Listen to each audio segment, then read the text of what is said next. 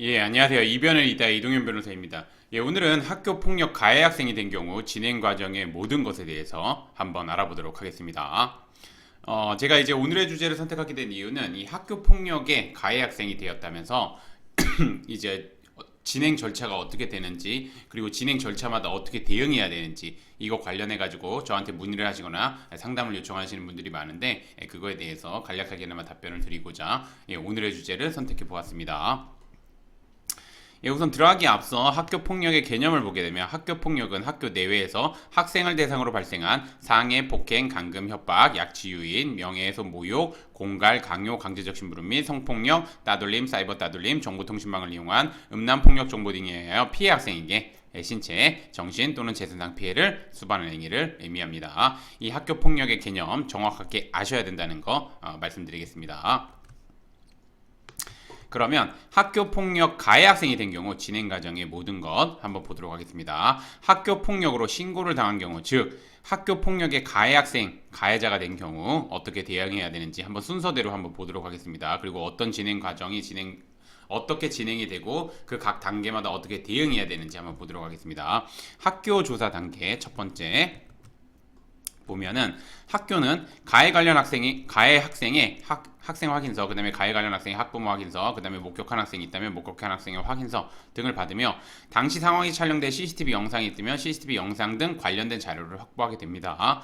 그래서 이때 가해 관련 학생은 신고를 당한 학교 폭력의 내용에 대해서 기억이 나는 범위 내에서 6하 원칙에 따라 최대한 상세하게 학생 확인서를 작성해야 합니다. 특히 학교 폭력을 행사한 사실이 전혀 없음에도 불구하고 학교 폭력으로 신고를 당했다면 가해 관련 학생은 앞서 언급한 바와 같이 당시 상황을 최대한 구체적으로 적시하는 한편 피해 학생과 피해 관련 학생과 주고받은 메시지 내용, 그 다음에 이제 목격한 학생들의 진술서 등 자신의 주장을 뒷받침할 수 있는 자료를 적극적으로 제출해야 합니다. 학교는 수사기관이 아니기 때문에 모든 관련된 자료를 수사기관처럼 확보하는 데는 제한이 있기 때문에 자료를 확보할 수 있으면, 자신의 주장을 뒷받침할 수 있는 자료를 확보할 수 있으면 그 자료들을 적극적으로 제출해야 합니다.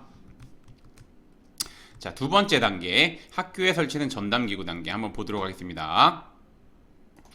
학교에 설치된 전담기구는 신고된 학교폭력 사안에 대해서 학교장 자체 해결로 마무리할지, 그 다음에 아니면 교육지원청에 설치된 학교폭력 대책심의위원회로 회부할지 여부를 결정하게 됩니다. 학교장 자체 해결 마무리 요건을 한번 보시게 되면 피해 학생 및 그 보호자가 심의위원회 개최를 원하지 아니하고, 이거 엔드 개념이라서 이 모든 요건을 다 충족해야 됩니다. 그리고 피해 학생이 2주 이상의 신체적 정신적 치료를 요하는 진단서를 발급하지 않고, 그 다음에 피해 학생에 대한 재산상 피해가 없거나 즉각 복구되고, 가해 학생의 학교 폭력이 지속적이지 않고, 학교 폭력에 대한 신고 진술, 자료 제공 등에 대한 보복 행위가 아니며 경미한 학교 폭력인 경우에 하나여 이 요건을 모두 충족하면 학교장 자체 해결로 마무리할 수 있습니다. 이 학교장 자체 해결의 요건을 갖췄는지 안 갖췄는지를 판단하는 게 전담기구에서 하는 일입니다. 그래서 보시면 이때 가해 관련 학생은 피해 관련 학생에게 학교 폭력에 행사한 사실이 있다면 피해 관련 학생에게 진정으로 사과를 한 뒤 피해 관련 학생이 요구하는 사항을 최대한 들어줘 학교 폭력 사안이 학교장 자체 해결로 마무리될 수 있도록 좀 해야 합니다.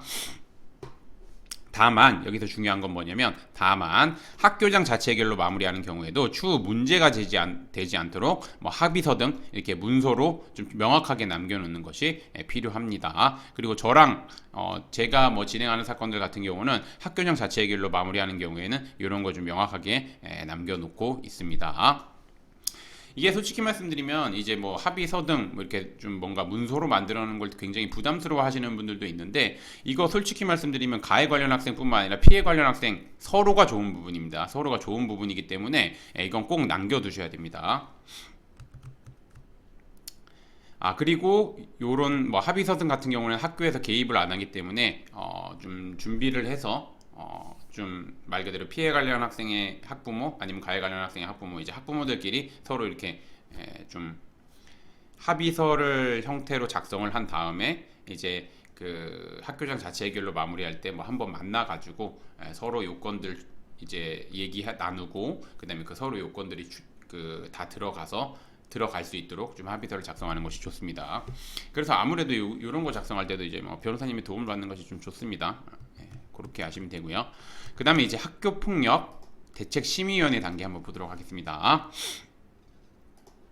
학교장 자체 해결 요건을 충족하지 못해 학교폭력 사안이 학교폭력 대책심의위원회로 회부되면 학교폭력 대책심의위원회는 가피에 관련 학생이 작성한 학생 확인서, 그 다음에 목격한 학생이 작성한 확인서, 그 다음에 가피에 관련 학생이 제출한 자료, 의견서 등 다양한 자료를 바탕으로 가피에 관련 학생들에게 이제 학교폭력 당시 있었던 상황들에 대한 질의를 통해 가해 관련 학생의 행위가 학교폭력에 해당하는지, 그 다음에 가피에 관련 학생은 각각 어떤 조치를 내릴지 여부를 결정하게 됩니다.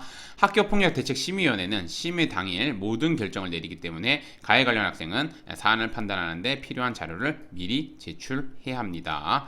이때 가해 관련 학생은 학교폭력대책심의위원회 위원들이 물어볼 수 있는 내용 등에 대해서 미리 준비를 하는 한편, 학교에 제출한 것 외에 추가적인 자료가 있으면 학교폭력대책심의위원회에 제출해야 하며 자신의 주장이 담긴 의견서 등을 작성해서 제출해야 합니다. 특히 학교폭력을 행사한 사실이 없는 가해 관련 학생은 피해 관련 학생에 대해서 학교폭력을 행사한 사실이 없다는 점에 대해서 법률적인 관점에서 합리적인 주장이 포함된 의견서와 함께 학교폭력대책심의위원회에 출석해 위 내용 등에 대해서 진술해야 하므로 제대로 된 준비가 필요합니다.